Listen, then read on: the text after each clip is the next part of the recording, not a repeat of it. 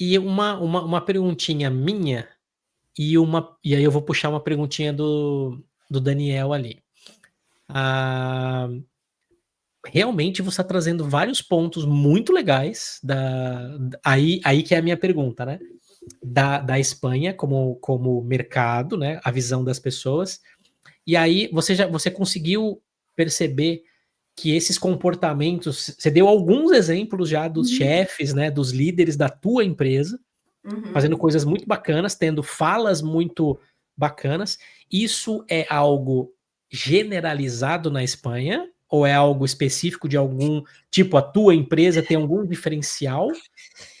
E aí eu conecto com a perguntinha do Daniel, né? Se você sentiu, então, um Legal. pouquinho mais de comportamento, né? Um pouco mais de comportamento, como você falou aí, algumas coisas diferentes, e ele já entra mais na coisa mais técnica, se você sentiu alguma diferença na maturidade de gestão de projetos aí Tá. na Espanha. Então vamos lá, vamos falar de comportamento primeiro. Se eu for falar da preocupação, né, com o teu equilíbrio, com família, do teu bem-estar, eu digo é generalizado. Claro, sempre vão ter exceções, né, Fábio? Sempre vai Sim. ter alguma empresa que é mais, mas de uma maneira geral, até porque a própria lei espanhola, a questão das férias, por exemplo, ela é assim.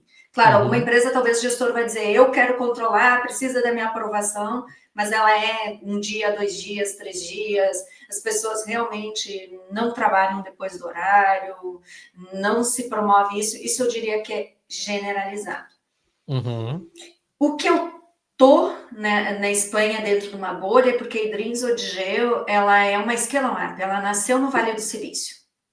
Uhum. Então eu estou numa bolha em termos de cultura, DNA. Eu vou trazer algumas coisas que para mim eu tive o legal, né, que a gente para aprender algo novo a gente desaprende, né? Eu tive que trabalhar muitos conceitos. Você me conhece, eu nunca fui radical em nada, né? De amo isso, detesto aquilo, mas é impossível você não ter um norte, uma preferência, né? E, bom, eu vim da Globo dentro do VMO, né? Eu tenho case de VMO da Aham. Globo, que ajudei a montar, que, né, toda a estrutura, como trabalhar com as web streams, conectar web stream, etc. Você entra dentro da eDreams, não existe nada disso. É autonomia dos times. E você não precisa nem de VMO, nem de PMO, nem de... Porque eu estou numa bolha, vamos ser bem, né? Vamos Aham. trabalhar. É uma empresa que ela cresceu de... Para algumas empresas brasileiras ela não é muito grande, mas ela cresceu de 600, 700 funcionários para 2.000 funcionários. Né? É uma boa escalada, se você for pensar. Não é uma empresa tão pequena, 2.000 funcionários.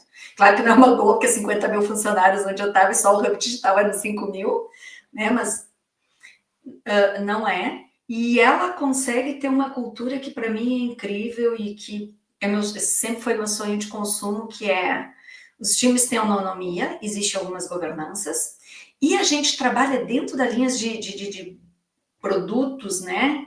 Ou serviços ou soluções com um triângulo de liderança. O que é esse triângulo de liderança? Você tem business owner, o product director e o delivery director. Então você tem estratégia de produto, estratégia de entrega e business. Bacana. E eles dão a diretriz dentro de cada produto, etc., da sua maneira de trabalho, seguindo algumas normas e alguns acordos. Mas não é um VMO, não é um PMO, não é alguém controlando. E a gente, do lado, como Agile Coach, a gente dá muito suporte nessas métricas, visibilidade, tracking, né? Nível de Uhum. time, nível de produto, etc. Mas é tudo muito aberto. Muito, muito, muito, muito, muito, muito, muito aberto. O Fábio funciona, sabe? Porque também tem uma coisa, eu nunca vi uma empresa com tão drivada em indicadores. E aí eu tô falando KPIs mesmo, etc. Tomar decisão Aham. é indicador, subiu, não subiu, é uma bolha que eu tô. Eu sei disso Tem dentro do indicador, Fábio. faz, não tem, não faz? E é isso, não se discute muito, não subiu o númerozinho, sabe? É por ali, né? Tanto, enfim, é bastante aquilo que a gente prega, né? Números, indicadores, Aham, aham. impacto, e etc. Então, tem sido assim uma experiência bem interessante. Mas é legal porque você está vivendo realmente uma situação que você pode afirmar que muitas das coisas que a gente fala, que às vezes o pessoal até questiona, né: "Ah, mas isso não funciona". Funciona. O seu ambiente estiver preparado para isso, ou nasceu assim, ou é levado nessa direção com todo mundo realmente acreditando e indo nesse caminho, vai funcionar, né. O problema é que a gente tem muita quebra no meio do caminho, né, o pessoal, E olha que desvia. outra coisa interessante, sabe qual é um dos meus indicadores? É quantos times ou áreas, etc., não dependem mais de mim. Esse é um indicador de sucesso no meu Que papel. legal. Porque a gente não tem agile coach de time, né? Você tem o líder engineer, o time, e é rotativo. As cerimônias, as coisas, a arte é Fica rotativa, eles têm que ser flutuando, habilitados fica para isso. apoiando.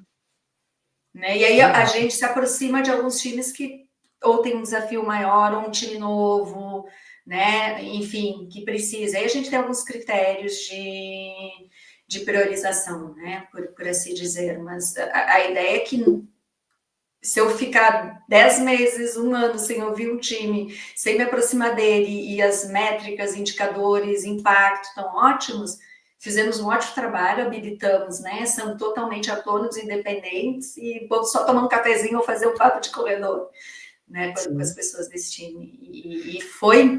Na minha entrevista me perguntaram o que você considera que o teu papel, né, e o teu resultado é um sucesso.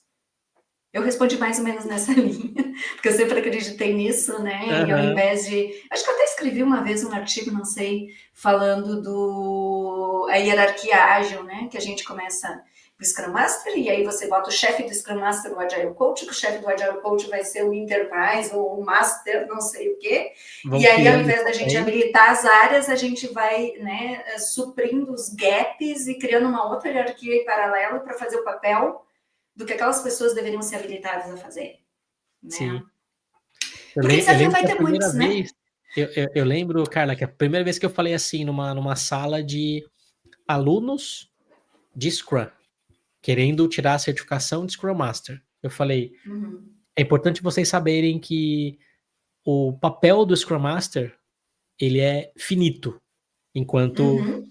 exercer o papel. Principalmente se você for um bom Scrum Master, porque o teu time Habilita o vai time. precisando cada vez menos de você, né". Uhum. Isso serve para o Agile Coach, e aí a galera arregalou o olho, assim, de assustado. "Mas como assim?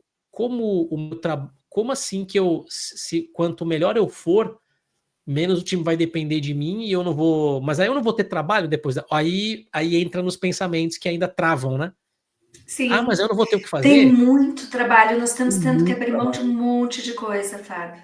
Nós vamos ter nosso, né, gathering do nosso time agora quinta, para ver como é que a gente vai limitar o nosso IP. E assim, não estamos dentro dos times. Tem muita Uhum, coisa. Né? uhum. Quando você pensa muito mais do que ferramentas e frameworks, comportamentos, maneira de trabalho, né? O continuous improvement, quer dizer, tem muita coisa. Né? Porque a cultura, eu brinco, a cultura você não muda, ela vai evoluindo todo dia. Exato. Né? E A gente nunca fala termina, né. transformação cultural, mudança cultural, não tem fim, né? Ela é infinita e é uma evolução diária, mensal, anual, seja lá o que for, e tem muita coisa. Ainda mais nesse caso que cresceu, eles eram acostumados a ter 14, 15 times e hoje 80 times, quase 90, mais que o dobro, né? Sim. Então, apesar da maioria dos times serem realmente muito maduros, existe, né, a parte de coordenação, né? A coordenação que eu estou falando aqui do fluxo de trabalho, alinhamento. Você sabe que nesse meio aqui tem muita Sim. coisa mesmo, né? E uma Então, outra perguntinha, trabalho não Carla, falta. uma outra perguntinha, relacionado a ali um pouquinho da pergunta ainda do Daniel, né, da maturidade. Maturidade. Você comentou um pouquinho até de outras propostas que você já recebeu estando aí Uhum. já na Espanha, né. Sim, sim. E aí olhando para as outras empresas, aí Uhum. quando você recebeu a proposta, talvez bateu um papo ou não, mas o que que você viu lá de vaga, Essa Você, maturidade aparece? Como é que tá isso? você tem muitas vagas ainda para gerente de projeto, principalmente área financeira. Banco. Propostas boas. Por isso que eu te falei, depende muito qual é o teu foco de trabalho, né, Uhum, Fábio? uhum. Mas a área financeira, ela investe muito aqui na Espanha. Tem muita oportunidade. E aí vocês têm Bacana. grandes, né, empresas, Nestlé tem algumas coisas bem interessantes. Existe um outro fator também, Fábio, que eu decidi, eu falei da minha mudança, né? Eu estava vivendo em Madrid e mudei para Zaragoza. Conta isso. Eu ia Posso te depois contar perguntar. um pouquinho por causa disso, mas desde que a gente veio em Zaragoza, que a gente estruturou melhor a questão de investimento na educação da minha filha, a gente fez um acordo, que a gente não vai se mudar de Zaragoza, né? Ela está com 12 para 13, até que ela saia do bachillerato aqui, né? Que você tem é um pouquinho diferente. Você tem a parte da ESO, daí depois você tem a secundária, e aí você tem o bachillerato, que é 18 anos. Então, pode ser que seja até os 16, porque talvez ela vá fazer o bachillerato, que é 2 anos, em outro lugar, mas pelo menos de 4 a 6 anos a gente não deve se mudar daqui. Então, algumas, isso que eu ia comentar, elas são no caráter mais híbrido ou presencial. Uhum. Então, e muito ou Barcelona ou Madrid. Então, para mim, se tornou mais um limitador no nosso foco. Sim. Né, Fábio? Mas principalmente Barcelona, eu diria Barcelona, mas que Madrid tem muita